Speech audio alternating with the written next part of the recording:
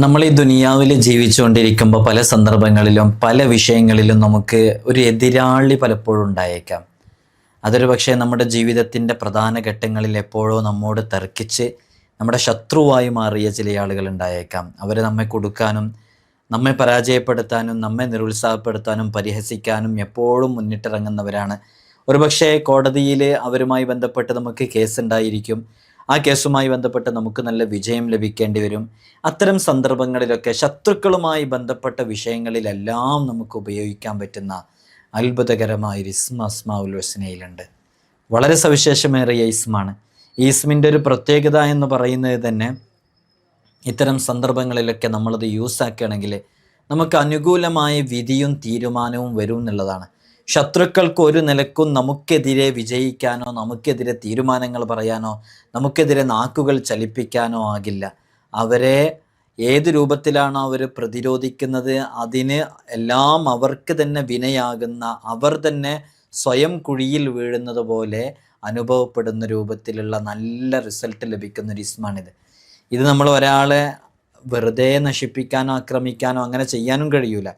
നമ്മളിത് നീതീകരിച്ച് നീതിമാനായ രൂപത്തിൽ, നീതിയുള്ള രൂപത്തിൽ, അള്ളാഹ് എന്ന ചിന്തയിൽ നമുക്ക് ഇസ്സത്ത് വേണം, അഭിമാനം വേണം, ഒരാളെ മുമ്പിലും വശലാകരുത്, ആരെ മുമ്പിലും തകരരുത്, അള്ളാഹ് ഇഷ്ടപ്പെടുന്ന രൂപത്തിൽ ജീവിക്കാനുള്ള നല്ല സാഹചര്യങ്ങൾ വേണം എന്ന ഇഖ്ലാസിൻ്റെ നീയത്തോടു കൂടെയാണ് ഇത് ചൊല്ലുന്നതെങ്കിൽ തീർച്ചയായും അവൻക്കെതിരെ ആര് പ്രവർത്തിച്ചോ, ഏത് രൂപത്തിലാണ് ഇടപെടുന്നത്, ഒന്നിലും അവന് പരാജയപ്പെടൂല ഇത് ചൊല്ലുന്നയാൾ. അത്രമേൽ സവിശേഷമേറിയൊരു ഇസ്മാണ്. ഇൻഷാ അല്ലാഹ് നമുക്കിന്ന് അതിനെക്കുറിച്ച് പഠിക്കാം.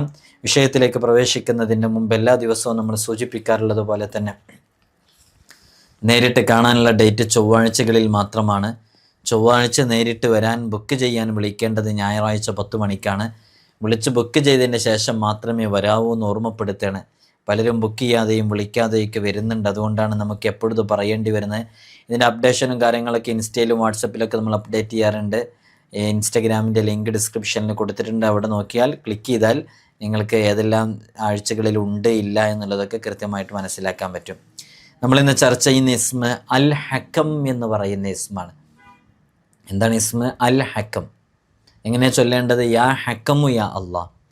ഈ ഇസ്മിൻ്റെ ഒരു പ്രത്യേകത എന്ന് പറയുന്നത്, ശരിക്കും ഇതിൻ്റെ ഒരു അർത്ഥം മനസ്സിലാക്കാൻ വേണ്ടി ഇത് എന്തിൽ നിന്നാണ് പിടിച്ചതെടുത്തത് ഈ ഇസ്മ എന്നുള്ളറിയോ? യാഥാർത്ഥ്യവും ഏറ്റവും സമ്പൂർണനുമായ വിധികർത്താവ് അള്ളാഹുവാണ്. ആ റബ്ബിൻ്റെ വിധിക്ക് മാറ്റമില്ല. ഈ ദുനിയാവിൽ എന്തു നടക്കട്ടെ അവൻ്റെ വിധിക്കൊരു മാറ്റവുമില്ല. നിർണയത്തിന് ഭേദഗതിയില്ല. അള്ളാഹു എന്താണ് നിർണയിച്ചത് അത് പിന്നെ ഭേദഗതിയില്ല അതിന്. അള്ളാഹു നൽകിയതിനെ തടയാനോ അള്ളാഹു തടഞ്ഞതിനെ നൽകാനോ ഒരാൾക്കും സാധിക്കില്ല തന്നെ. അറബി ഭാഷയിലെ ഹുക്മ് എന്ന ആ പദത്തിൽ നിന്നാണ്, അതാണ് യഥാർത്ഥത്തിൽ വിധി എന്ന് പറയുന്ന പദം വരുന്നത്. അപ്പോൾ ഖലാ ഖദർ എന്ന് പറഞ്ഞാൽ അള്ളാഹു തീരുമാനിച്ചു വെച്ച എല്ലാ കാര്യങ്ങളും, അത് മുൻകൂട്ടി അള്ളാഹു എല്ലാം തീരുമാനിച്ചു വെച്ചിട്ടുണ്ട്. അതൊക്കെ അള്ളാഹുവിൻ്റെ ഹുക്മിൻ്റെ കീഴിലാണ് വരിക. അപ്പോൾ എല്ലാ കാര്യങ്ങളും അങ്ങനെ തന്നെയാണ് വരിക. അള്ളാഹു എല്ലാം മുൻകൂട്ടി തീരുമാനിച്ചു വെച്ചിട്ടുണ്ട്. ആ തീരുമാനിച്ചത് പ്രകാരമാണ്. അപ്പോൾ ഒരു ചോദ്യം വരും, അള്ളാഹു മുൻകൂട്ടി എല്ലാം തീരുമാനിച്ചു വെച്ചിട്ടുണ്ടെങ്കിൽ പിന്നെ നമ്മളോട് അങ്ങനെ ചെയ്യാൻ പറയണേ ഇങ്ങനെ ചെയ്യാൻ പറയണതിൽ അർത്ഥമുണ്ടോ എന്ന് ചോദ്യം വരും. ഇതൊക്കെ വലിയ വലിയ അഖീദയുടെ കിതാബുകളിലൊക്കെ ചർച്ച ചെയ്ത വളരെ വിശാലമായ വിഷയമാണ്.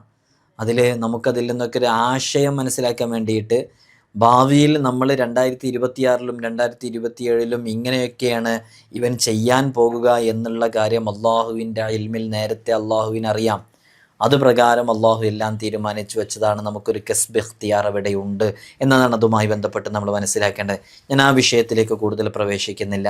അപ്പോൾ അള്ളാഹുവിൻ്റെ അതിവിശിഷ്ടമായ അസ്മാഉൽ ഹുസ്നയിലെ അൽ ഹക്കം എന്നുള്ള ഇസ്മ, അത് നമ്മുടെ ജീവിതത്തിൽ എങ്ങനെയാണ് നമുക്ക് ഉപയോഗപ്പെടുത്താവുന്ന രൂപത്തിൽ അതെങ്ങനെയാണ് പ്രയോഗിക്കേണ്ടത് എന്നാണ് നമ്മൾ ഇന്ന് ചർച്ച ചെയ്യുന്നത്. അൽ ഹക്കം എന്ന് പറയുന്ന ഇസ്മ നമ്മോട് ആവശ്യപ്പെടുന്നൊരു കാര്യമുണ്ട്.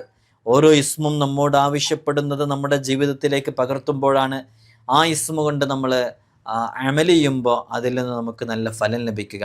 ഈ ഇസ്മ നമ്മോട് ആവശ്യപ്പെടുന്നത് എന്താ? ഇസ്മ നമ്മോട് ആവശ്യപ്പെടുന്നത് എല്ലാ വിഷയങ്ങളും നീതീകരിച്ച് നീതിയോടുകൂടെ വർത്തിക്കുക. നമ്മൾ ഇടപെടുന്ന വിഷയങ്ങൾ, നമ്മുടെ മക്കളുടെയാവട്ടെ, നമ്മുടെ കുടുംബത്തിലാവട്ടെ, ഇടപെടുന്ന മേഖലകളിലാവട്ടെ, എല്ലാ വിഷയങ്ങളും നീതിയോടുകൂടെ ആ വിഷയങ്ങളെ സമീപിക്കുക എന്നുള്ളതാണ് ഈ ഇസ്മ നമ്മോട് ആവശ്യപ്പെടുന്നത്. നമ്മൾ ഇടപെടുന്ന മേഖലകൾ, നമുക്ക് സ്വാധീനമുള്ള മേഖല, അവിടെ നിന്നും നീതിയില്ലാത്ത ഒരു കാര്യവും നമ്മുടെ ഭാഗത്ത് നിന്ന് ഉണ്ടായിരിക്കാൻ പാടില്ല. നീതിയോടുകൂടെയാണ് അതിലൊക്കെ ഇടപെടേണ്ടത് എന്നാണ്. വളരെ അമൂല്യവും ഭദ്രവും നിക്ഷേപ പൊരുളുകളും അടങ്ങിയ അതിവിശിഷ്ടമായ ഇസ്മാണ് അൽ ഹക്കം എന്ന് പറയുന്ന ഇസ്മ. ഈ ഇസ്മ എല്ലാ നിസ്കാരങ്ങൾക്ക് ശേഷവും 68 പ്രാവശ്യം ഉരുവിടലിനെ പതിവാക്കുകയാണെങ്കിൽ ജനങ്ങൾക്കിടയിൽ ഒരു കാലത്തും അയാൾക്ക് വഷളാകേണ്ടി വരികയില്ല, നല്ല സ്ഥാനം ലഭിക്കും. പതിവാക്കി ചൊല്ലുന്ന ആളിൻ്റെ വാക്കുകൾ എന്തും നടപ്പിൽ വരും. അവനത് പറയുന്നു, അവനേതെങ്കിലും ഒരു ഉന്നതമായ സ്ഥാനത്താണ് ഉള്ളത് എങ്കിൽ ആ സ്ഥാനത്തിരുന്ന് അവൻ പറയുമ്പോൾ അത് കേൾക്കാനും അതനുസരിക്കാനും അതിനോട് സഹവസിക്കാനുമൊക്കെ ആളുകൾ ധാരാളമായിട്ടുണ്ടാകും, അതിനോട് അനുകൂലിക്കാനൊക്കെ ഉണ്ടാകും. അതുകൊണ്ട് തന്നെ ഈ ഇസ്മ ഏതെങ്കിലും ഒരു പൊസിഷനിൽ, അധികാരങ്ങളിലിരിക്കുന്നവർക്ക്, സംഘടനയുടെ നേതൃപദവിയിലിരിക്കുന്നവർക്ക്, ഏതെങ്കിലും ഒരു കാര്യത്തിൻ്റെ നേതൃസ്ഥാനത്തിലിരുന്ന് കാര്യങ്ങൾ പറഞ്ഞു നിയന്ത്രിക്കുന്നവർക്ക്, ഇടപെടുന്നവർക്കൊക്കെ കൂടുതൽ പ്രയോജനപ്പെടും. ഇനി അങ്ങനെ ഇത് ഉപയോഗിക്കുന്നില്ല എന്നുണ്ടെങ്കിലും, അങ്ങനെ ഒരു സ്ഥാനത്തല്ല എന്നുണ്ടെങ്കിലും, നമ്മൾ എന്തെങ്കിലും ഒരു കാര്യം പറയാൻ വേണ്ടി പോകുമ്പോൾ അതവർ കേൾക്കണം എന്ന് നമുക്ക് ആശയുണ്ടെങ്കിൽ ഈ ഇസ്മ ചൊല്ലിയിട്ട് ചെയ്താൽ മതി. ഈ നാമത്തിൻ്റെ അക്ഷരസംഖ്യ അനുസരിച്ച് ചൊല്ലലിനെ പതിവാക്കിയാൽ അതിന് വലിയ ഫലം ലഭിക്കുന്നതാണ്.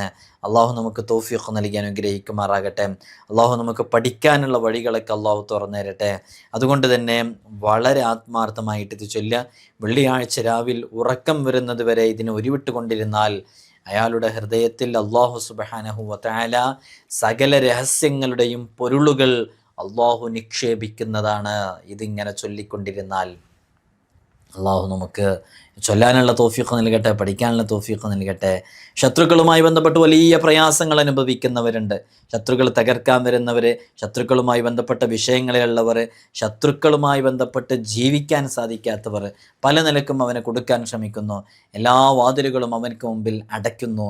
ഇങ്ങനെ തുടങ്ങിയിട്ട് ശത്രുക്കളുമായി ബന്ധപ്പെട്ട് വലിയ പ്രശ്നങ്ങളിൽ അകപ്പെട്ടവർക്ക് ഈ ഇസ്മ ആത്മാർത്ഥമായിട്ട് ഉപയോഗിക്കാവുന്നതാണ്. നമ്മുടെ ജീവിതത്തിൽ നമുക്ക് വലിയ ബറക്കത്ത് ലഭിക്കാൻ കാരണമാകും.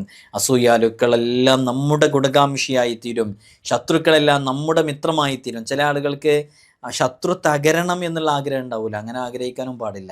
ശത്രു അവിടെ ഉണ്ടായിക്കോട്ടെ, അയാളിങ്ങനെ നമുക്ക് നമ്മുടെ മിത്രമായി കിട്ടിയിരുന്നെങ്കിൽ, അയാൾ നമുക്ക് അനുകൂലമായി കിട്ടിയിരുന്നെങ്കിൽ എന്ന് പ്രതീക്ഷിക്കുന്നവരാണ് പലരും. അങ്ങനെയുള്ള ആളുകൾക്കൊക്കെ ഇസ്മ പതിവായി ചൊല്ലാവുന്നതാണ്. തർക്കങ്ങളിലും കേസുകളിലൊക്കെ അനുകൂലമായ വിധി ലഭിക്കുവാൻ ഈ ഇസ്മ ധാരാളമായി ചൊല്ലിയിട്ട് അള്ളാഹുവിനോട് ദുആ ചെയ്താൽ മതി. ആ ദുആ വളരെ പെട്ടെന്ന് സ്വീകരിക്കപ്പെടും. ഏറ്റവും വലിയ കോടതി അത് അള്ളാഹുവിൻ്റെ കോടതിയാണ്. അതിന് കീഴിലാണ് ഭൂമിയിലുള്ള ഇവിടെയുള്ള സുപ്രീം കോർട്ടും ഹൈക്കോർട്ടൊക്കെ അതിന് കീഴിലാണ് വരുന്നത്. ജഗന്നിയന്താവായ റബ്ബുൽ ഇസ്സത്താണ് എല്ലാം തീരുമാനിക്കുന്നത്. അള്ളാഹുവിൻ്റെ കയ്യിലാണ് എല്ലാം ഉള്ളത്. പക്ഷേ ആ കാര്യങ്ങളെല്ലാം തീരുമാനിക്കപ്പെടുന്നതിൻ്റെ മുമ്പ് ജനകോടതികളിൽ നിന്ന്, നമ്മുടെ സുപ്രീം കോർട്ട് ഹൈക്കോർട്ടുകളിൽ നിന്നൊക്കെ തീരുമാനിക്കപ്പെടുന്ന തീരുമാനങ്ങളൊക്കെ റബ്ബിൻ്റെ തീരുമാനത്തിന് പുറത്തല്ല. എല്ലാം അള്ളാഹു തീരുമാനിക്കുന്നത് പോലെയാണ് എല്ലാ വിധികളും വരിക. അതുകൊണ്ട് കേസുകളിലകപ്പെട്ടവർ, കള്ളക്കേസുകളിലകപ്പെട്ടവർ, ചതിയിലും വഞ്ചനയിലും പെട്ട് തകർന്നു പോയവർ, ജയിലുകളിലകപ്പെട്ടവരും പേടിക്കേണ്ടതില്ല. റബ്ബ് സുബ്ഹാനഹു വ തആല നല്ലൊരു വഴി തുറന്നു തരും. അസ്മാഉൽ ഹുസ്നയിലെ ഇസ്മ വളരെ എളുപ്പമാണ് ചൊല്ലാൻ, പതിവാക്കിയാൽ മതി. അള്ളാഹു നമുക്ക് തൗഫീഖ് നൽകി അനുഗ്രഹിക്കുമാറാകട്ടെ. അള്ളാഹു നമുക്ക് ഇജാബത്ത് നൽകി അനുഗ്രഹിക്കുമാറാകട്ടെ. അപ്പം അങ്ങനെ ഇത് ചൊല്ലിക്കൊണ്ടിരുന്നാൽ അള്ളാഹുവിൻ്റെ കോടതിയിൽ നിന്ന് വല്ലതും വിധിച്ചാൽ അത് നടപ്പിൽ വരുത്താൻ അള്ളാഹു ബാധ്യസ്ഥരാണ്. ഭൂമിയിലുള്ള കോടതികൾ അപ്പോൾ അത്തരം വിഷയങ്ങളൊക്കെ അള്ളാഹു തീരുമാനിച്ചതുപോലെ കാര്യങ്ങളൊക്കെ നമുക്ക് മുമ്പിൽ തുറന്നു കിട്ടും. നമ്മുടെ കേസുകൾ ആദ്യമായി അള്ളാഹുവിൻ്റെ കോടതിയിലാണ് നമ്മൾ ഹാജരാക്കേണ്ടത്. നമുക്കതിന് കഴിയാറുണ്ടോ? എന്തെങ്കിലും ഒരു വിഷയം വരുമ്പോഴേക്ക് ആദ്യമായിട്ട് അത് റബ്ബിലേക്ക് സമർപ്പിക്കാൻ കഴിയാറുണ്ടോ? അങ്ങനെ കഴിയുമ്പോൾ അത് നമുക്ക് നല്ല അനുകൂലമായ എത്രയോ തീരുമാനങ്ങൾ വരാൻ കാരണമാകും. അള്ളാഹു നമുക്ക് തൗഫീഖ് നൽകി അനുഗ്രഹിക്കുമാറാകട്ടെ. ഇതിൻ്റെ അക്ഷരസംഖ്യ എന്ന് പറയുന്നത് 68. ഇങ്ങനെ 68. ഹ എന്ന് പറഞ്ഞാൽ അത് 8, കാഫ് അത് 20, മീം എന്ന് പറയുന്നത് 40, ആകെ 68. ഇതിൻ്റെ ഖാദിമ്, അതിൻ്റെ അണികളൊക്കെ ഇത് ചൊല്ലുന്നവർക്ക് ഖിദ്മത്ത് ചെയ്യുമെന്നുള്ളതാണ്. ഇതിനൊരു പ്രത്യേക ദുആ ഒക്കെ ഉണ്ട്. യാ ഹക്കം അൻതൽ ഹാക്കിം അലാ ലവാഹിരിൽ ഖൽഖി വബവാത്തിനിഹിം വ അൻതൽ ഖാലി അലാ എന്ന് തുടങ്ങിയിട്ടുള്ള വളരെ സവിശേഷമേറിയൊരു ദുആ ഒക്കെ ഉണ്ട്. ഞാനത് ഇപ്പോൾ പറയുന്നില്ല, പറയേണ്ട ആവശ്യമില്ല. ഇത് മാത്രം നിങ്ങൾ ചെയ്താൽ തന്നെ മതി. ഇൻഷാ അല്ലാഹു നമുക്ക് ഖൈറിൻ്റെ എല്ലാ വഴികളും റബ്ബ് സുബ്ഹാനഹു വ തആല തുറന്നേരട്ടെ. നിങ്ങളൊക്കെ എനിക്കും എൻ്റെ കുടുംബത്തിനും ഉമ്മ ഉപ്പ ഉൾപ്പെടെയുള്ളവർക്കൊക്കെ വേണ്ടി ദുആ ചെയ്യണമെന്ന് വസിയ്യത്ത് ചെയ്യുകയാണ്. അസ്സലാമു അലൈക്കും വറഹ്മത്തുള്ളാഹി വബറകാതുഹു.